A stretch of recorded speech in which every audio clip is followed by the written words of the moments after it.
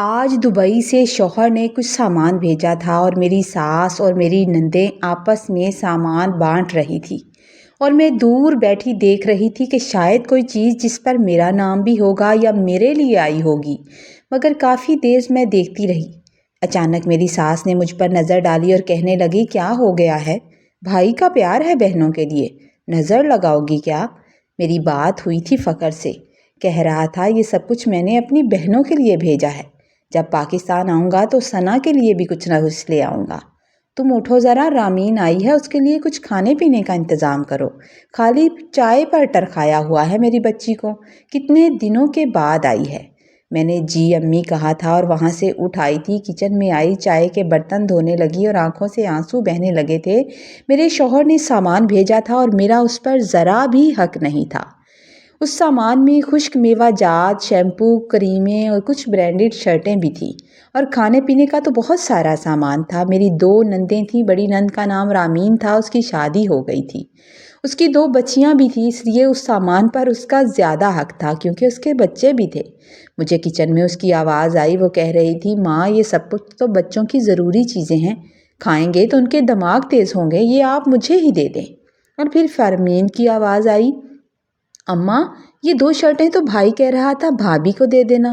تو میری ساس تیز آواز میں بولی، چپ کر جا، مجھ سے تو ایسی بات نہیں کی اس نے، ایک تو رکھ لے، ایک بہن کو دے دے، وہ کیا کرے گی یہ کپڑے لے کر؟ الماری بھری ہوئی ہے ابھی شادی کے کپڑوں سے، پہننے اوڑھنے کا تو اس کو سلیقہ ہی نہیں ہے، کیا فائدہ اتنی برانڈڈ شرٹ اس کو دینے کا؟ میں ان کی باتیں سن رہی تھی اور دکھ میں یہ بات بھول گئی کہ میں نے چولہے پر دودھ چڑھا رکھا تھا۔ ان کی باتیں سنتے سوچتے ہوئے جانے کب وہ دودھ ابلا اور ابل کر میرے ایک ہاتھ پر آ گرا تھا، میرا ہاتھ جل گیا، میرے منہ سے ہلکی سی چیخ نکل گئی اور میری ساس جلدی سے کچن میں آئی اور کہنے لگی، کیا نقصان کیا ہے بی بی؟ کن خیالوں میں گم رہتی ہو؟ دیکھو ذرا کتنا دودھ گرا دیا، یہ تمہارے میکے سے نہیں آتا، پتہ نہیں پیچھے کیا چھوڑ کر آئی ہے جس کے خیالوں میں گم رہتی ہے یہ لڑکی۔ میرا ہاتھ جل رہا تھا اور تکلیف سے میری آواز نہیں نکل رہی تھی۔ میں نے جلدی سے اس کو سنک کے نیچے کیا اور پانی ڈالنے لگی تھی کیونکہ جلن بہت زیادہ ہو رہی تھی، ایک تکلیف جو دل میں تھی اور دوسری میرے ہاتھ پر تھی۔ مجھے ماں کی بات یاد آنے لگی کہ سسرال میں ماں نہیں ہوتی، سسرال سسرال ہی ہوتا ہے، کچھ کام سیکھ لے، وہاں تیرے کام آئیں گے۔ اور میں کہتی تھی، اماں تیری بیٹی اتنی خوبصورت ہے، سسرال والے خود ہی نوکر رکھ دیں گے۔ اور میری ماں مسکرا کر کہتی تھی، میرے باپ نے نوکر نہیں بھیجا نا تو تیرا باپ کیسے بھیجے گا؟ اور میں ماں کی باتوں کو ٹال دیا کرتی تھی۔ میں اپنے باپ کی سب سے بڑی بیٹی تھی اور مجھ سے چھوٹے میرے 2 بھائی تھے، ہم بہت غریب تھے، ابا رکشہ چلاتے تھے اور گھر کا گزر بسر ہوتا تھا۔ پھر ایک دن ہمارے محلے کی خالہ رضیہ جو سب کے رشتے کرواتی تھی ہمارے گھر آئی اور میری ماں سے کہنے لگی، ایک اچھا رشتہ ہے، لڑکا دبئی میں ہوتا ہے، کافی کھاتی پیتی فیملی ہے، تمہاری بیٹی بھی اب 19 کی ہو گئی ہے، کہو تو بات کروں، بچی کے نصیب کھل جائیں گے۔ بڑے سادہ سے لوگ ہیں، کہتے ہیں کوئی غریب گھرانہ بھی ہو تو مسئلہ کوئی نہیں ہے، لڑکی پیاری ہونی چاہیے اور لوگ اچھے۔ اس کی بات سن کر میری ماں تو جیسے خوشی سے آنکھیں جھپکنا بھول گئی، کہنے لگی، ہاں ہاں ٹھیک ہے، میں ثنا کے ابا سے بات کرتی ہوں، اسی اتوار کو بلاؤ ان لوگوں کو۔ اور پھر وہ اتوار بھی آ پہنچی جب بڑی سی گاڑی ہمارے گھر کے سامنے آ کر رکی تھی۔ محلے کے بچے باہر نکل کر دیکھ رہے تھے۔ گاڑی میں سے ایک روبدار خاتون اتری، اس کے بعد 2 لڑکیاں، اور ہمارے گھر میں داخل ہو کر چاروں طرف عجیب سی نظروں سے دیکھنے لگی۔ میری ماں نے اپنا پرانا سا گھر بھی بڑے طریقے سے صاف کیا ہوا تھا۔ میری ماں نے محبت سے جو تھوڑا بہت ریفریشمنٹ کا انتظام کیا تھا اس میں سے انہوں نے کسی چیز کو چکھا بھی تک نہیں تھا۔ مجھے لگا کہ یہ لوگ صاف انکار کر کے جائیں گے، مگر میں حیران تب ہوئی جب اس عورت نے اٹھ کر میرے سر پر ہاتھ پھیرا اور 5,000 کا چمچماتا ہوا نوٹ میرے ہاتھ پر رکھ دیا۔ میری ماں تو خوشی سے جھلی ہو رہی تھی۔ پورے محلے میں بات پھیل گئی کہ ثنا کی منگنی کسی امیر گھر میں ہو گئی ہے۔ سارے محلے کی لڑکیاں آ کر مجھ سے پوچھتی اور لڑکے کے بارے میں مذاق کرنے لگی۔ مجھے لگ رہا تھا جیسے میں کسی بہت بڑی پوسٹ پر فائز ہو گئی ہوں یا میں قسمت کی بہت دھنی ہوں۔ لوگوں نے کہا کہ 6 مہینے بعد ان کا بیٹا فخر پاکستان آئے گا تو شادی ہو جائے گی۔ ماں نے کہا اتنی جلدی ہم شادی نہیں کر سکتے، تو میری ساس کہنے لگی، ہمیں کچھ بھی نہیں چاہیے، ایسا کرتے کرتے 1 سال کے بعد فخر آیا تھا اور میں 20 سال کی لڑکی ایک 28 سال کے مرد کے ساتھ رخصت ہو کر اس گھر میں آ گئی تھی۔ اس گھر میں آ کر اندازہ ہوا تھا کہ وہ خواب حقیقت نہیں تھے جو میں نے دیکھ رکھے تھے۔ منہ دکھائی دینے کے بعد فخر نے کہا تھا کہ میری ماں میری جنت ہے، ہم چھوٹے چھوٹے تھے جب ابا انتقال کر رہے تھے۔ میری ماں نے ہمیں بڑی محنت سے پالا ہے، اگر اماں کہے دن تو دن ہے، اگر میری ماں کہے نا رات ہے تو رات ہی ہے۔ کبھی یہ مت سوچنا کہ میں ماں کو چھوڑ کر تمہاری بات کا یقین کروں گا، اور میں اپنی بہنوں سے بہت پیار کرتا ہوں۔ پہلے دن وہ مجھے نصیحتیں کر رہا تھا اور اس کی نصیحتوں میں کہیں نہیں تھی۔ زندگی کی تلخ حقیقتوں کا اندازہ مجھے اسی دن ہو گیا، اور بعد میں مجھے اپنی ساس کی باتوں سے اندازہ ہوا تھا کہ غریب گھر کی لڑکی وہ اسی مقصد سے لائی تھی کہ اسے دبا کے رکھ سکے۔ رامین کو جب پتہ چلا کہ دبئی سے سامان آ رہا ہے تو وہ 1 دن پہلے ہی آ گئی تھی۔ میں کھانا بنا رہی تھی، میری دونوں نندیں عمر میں مجھ سے بڑی تھی، لیکن کسی نے کچن میں جھانکنا بھی ضروری نہیں سمجھا کہ تھوڑی بہت مدد کروا دیں۔ اتنی دیر میں صابر بھائی آ گئے تھے، رامین باجی کے شوہر، وہ بھی شریف آدمی تھے اور میری طرح ان لوگوں میں پھنس گئے تھے۔ میں نے انہیں سلام کیا اور کھانا لگانے لگی۔ کھانا کھانے کے بعد صابر بھائی کہنے لگے کہ خالہ جان اب ہمیں اجازت دیں، اماں کی طبیعت ٹھیک نہیں ہے، میں اس لیے رامین کو لینے آیا ہوں۔ تو میری ساس جلدی سے بولی، دیکھو بابو، اب تمہاری ماں کی طبیعت تو آئے دن ٹھیک نہیں رہتی، میری بیٹی کیا 2 دن سکون کے اپنے مائکے میں نہیں گزار سکتی؟ کوئی کام والی رکھ لو۔ صابر بھائی نے پھیکی سی ہنسی ہنس کر میری طرف دیکھا اور کہنے لگے، وہ بھی رکھ لوں گا، مگر کام والی بھی تو گھر کے کام تبھی صحیح کرتی ہے جب گھر والی موجود ہوتی ہے۔ رامین جو ناک چڑھا رہی تھی وہ آئے دن یہیں رہتی تھی اور واپس جانے کو اس کا دل نہیں کرتا تھا، اور میری ساس کو اتنا احساس نہیں تھا کہ مجھے 4 مہینے ہو گئے تھے اپنی ماں باپ کی شکل دیکھے ہوئے۔ غصہ کرتے کرتے رامین باجی اپنے شوہر کے ساتھ چلی ہی گئی تھی۔ اگلے دن میں کام نپٹا کر فارغ ہوئی تو دروازہ بجا۔ میں نے جیسے ہی دروازہ کھولا تو سامنے میری ماں تھی۔ میں ان کے گلے لگ گئی اور روکنے کے باوجود میری آنکھوں سے 2 آنسو نکل ہی آئے تھے۔ میری ماں نے اپنے دوپٹے سے میری آنکھیں صاف کی اور مجھے اپنے ساتھ لے کر میری ساس کے کمرے میں آ گئی۔ میں چائے بنانے کے لیے چلی گئی۔ چائے کے بعد میری ماں ہچکچاتے ہوئے میری ساس سے کہنے لگی کہ میں چاہ رہی تھی بہن جی کہ کوئی 1 ہفتہ ثنا کو میں اپنے ساتھ لے جاؤں، اس کے بھائی اور اس کے ابا اسے بہت یاد کرتے ہیں۔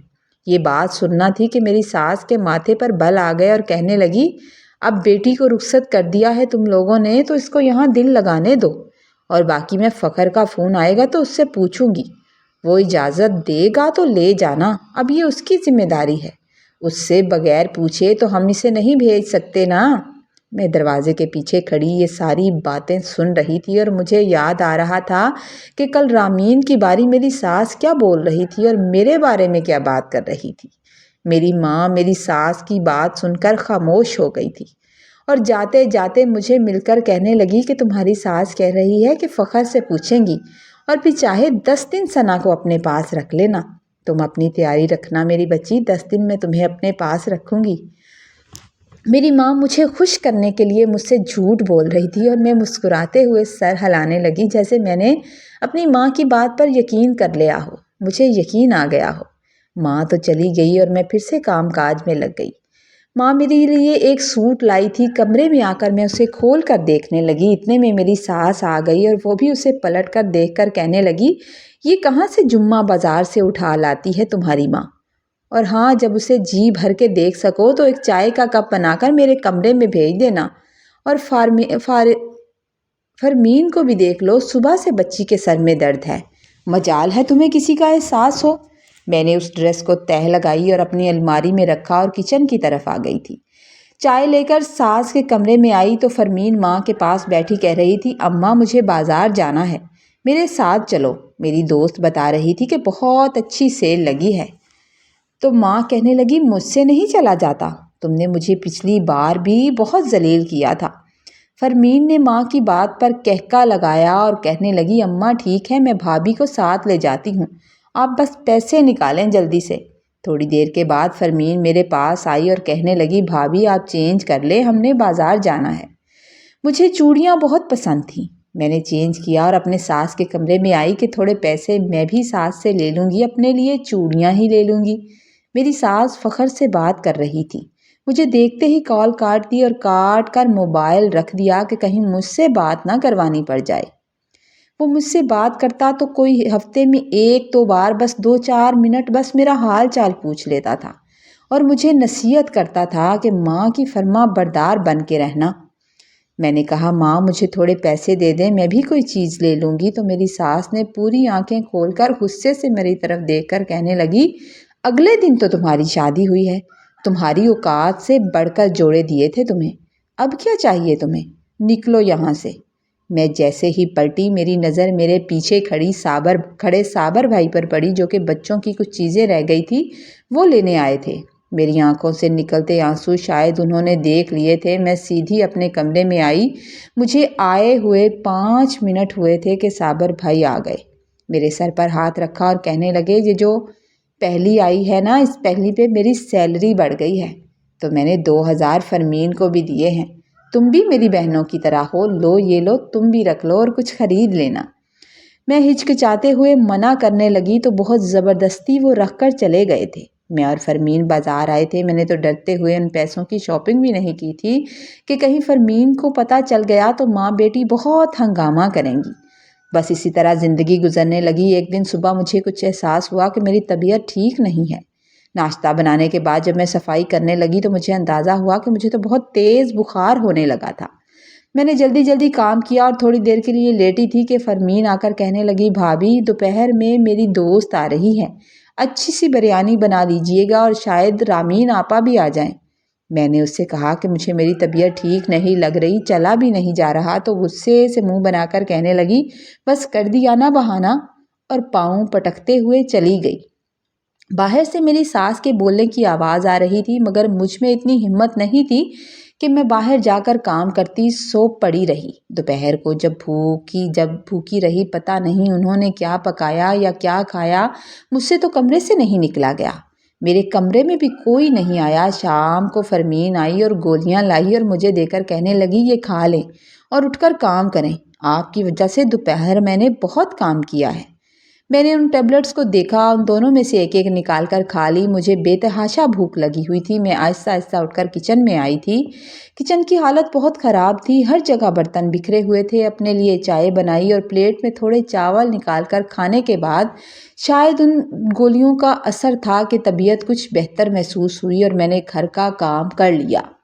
رات پھر سے طبیعت خراب ہونے لگی اور صبح اتنا تیز بخار تھا کہ اٹھا بھی نہیں جا رہا تھا۔ میری ساس کمرے میں آئی اور غصے سے کہنے لگی کہ جب ایسے ہی پڑی رہو گی، تو اس نے مجھے ہاتھ لگا کر دیکھا تو کہنے لگی یہ گولیاں پڑی ہیں نا، پھر سے کھا لینی تھی، تمہیں تو اچھا بہانہ مل گیا ہے، اور یہ کہہ کر چلی گئی۔ بس پھر میری طبیعت کافی بگڑ گئی۔ وہ گولیاں کھا لیتی تو کچھ تھوڑی سی بہتر ہوتی، پھر وہی حال ہو جاتا تھا۔ صبح سے صحیح سے کام نہیں ہو پا رہا تھا تو میری ساس کی باتیں بھی باہر جاری تھی۔ اسی دوران ابا شہر آئے تو انہوں نے مجھ سے ملنے کے بہانے آئے، اور جب انہوں نے مجھے دیکھا تو دیکھ کر پریشان ہو گئے کیونکہ میں بہت کمزور ہو گئی تھی۔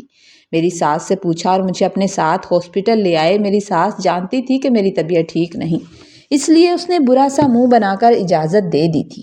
ہاسپٹل میں آئے تو ڈاکٹر نے کہا کہ لاپرواہی سے بخار بہت بگڑ گیا ہے اور ٹائیفائڈ کا بھی خطرہ ہے، آپ ایڈمٹ کروا دیں۔ مجھے وہاں ایڈمٹ کروا دیا گیا۔ ابا گئے اور جا کر اماں کو بھی لے آئے تھے۔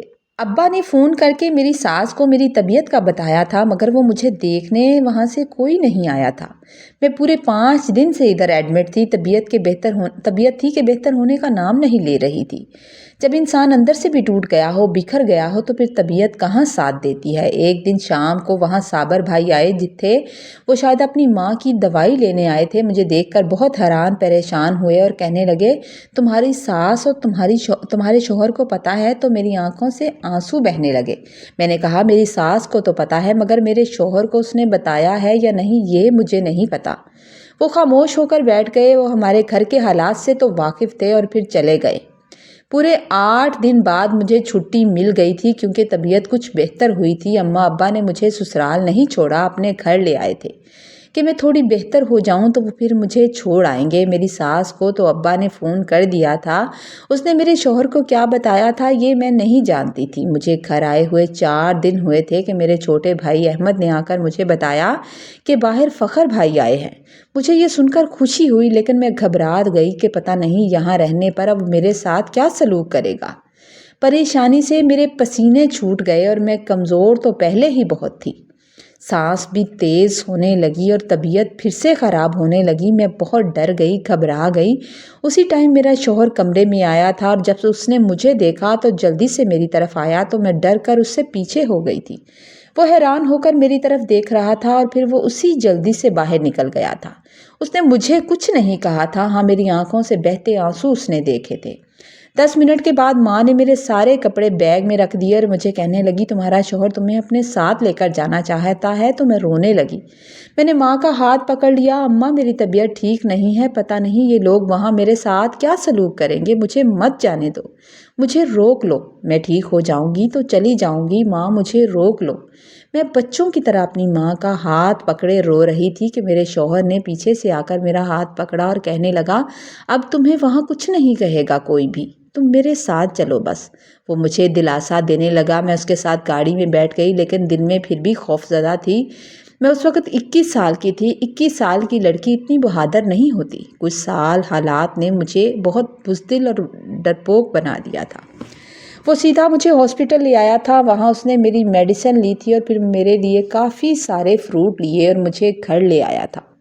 मेरी सास और मेरी नंद भी मेरे कमरे में मेरा हाल चाल पूछने के लिए आई थी। मैं ये देखकर हैरान हो रही थी। उसके बाद मेरा शौहर मेरा बहुत ख्याल रखने लगा। मैं हैरान थी कि ये काया कैसे पलट गई। मेरी तबीयत अब कुछ बेहतर होने लगी। मैंने देखा कि मेरी सास और मेरी नंद आपस में बातें करती थी, मगर मुझे देखकर खामोश हो जाती थी, मुझे कुछ नहीं कहती थी। एक दिन शाम को मैं अपने कमरे में लेटी थी कि साबर भाई आए। मैंने उठकर उनसे सलाम किया, मेरे पास बैठ गए और कहने लगे, अब तुम्हारा शौहर तुम्हारे साथ ठीक है ना? तो मैंने कहा, जी अब पहले से बेहतर हैं, बहुत अच्छे हैं। तो वो कहने लगा, जब मैंने हॉस्पिटल में तुम्हें देखा था तो मैंने तुम्हारे शौहर को फ़ोन किया था, फ़ोन करके सारी बात बताई थी। वो शुरू से मेरा दोस्त है, मेरे साथ पढ़ता रहा है, इसी वजह से मेरी शादी इस घर में हुई थी। वो बहुत अच्छा इंसान है, मगर अपनी माँ बहन से बहुत मोहब्बत करता है। मैंने उसे समझाया था, मगर वो मेरी बात का यकीन नहीं कर रहा था। जब तुम हॉस्पिटल में एडमिट थी और फिर तुम घर चली गई तो तुम्हारी सास ने तुम्हारे शौहर से कहा था कि तुम इतने दिन से मैके में हो और बिना पूछे चली गई हो, और वो भी बहुत गुस्से में था। फिर मैंने उससे कहा कि तुम अचानक आकर देखो, अगर तुम्हें लगता है कि सना की हालत ऐसी है कि वो तुम्हारी माँ के आगे बदतमीज़ी कर सकती है तो फिर तुम मेरा गिरेबान पकड़ लेना। वो अचानक से आया था और तुम्हारी सास ने उसे काफ़ी भड़का दिया था। उनको अंदाज़ा नहीं था कि वो अपने ससुराल चला जाएगा। वहाँ जब उसने तुम्हें देखा तो देखकर घबरा गया, और तुम जब उससे खौफजदा हो गई, डर गई, तो वो सारी कहानी समझ गया था। फिर उसने मुझे कॉल की थी कि यार तुमने बहुत अच्छा किया, मुझे एहसास दिलाया कि मैं अपनी माँ और बहनों से मोहब्बत करते करते एक मासूम लड़की के साथ बहुत ज़्यादती कर रहा हूँ। मैं साबर भाई की बात सुनकर बहुत खुश हुई थी और वो कहने लगे कि मैं तुम्हें अपनी छोटी बहन की तरह समझता हूँ, इसीलिए तुम्हारा दुख भी मुझे दुख देता था। मेरी कोई बहन नहीं है, आज से तुम मेरी बहन हो। उन्होंने मेरे सर पर हाथ रखा था और चले गए थे। उन्होंने सच में भाई होने का फ़र्ज़ निभाया था।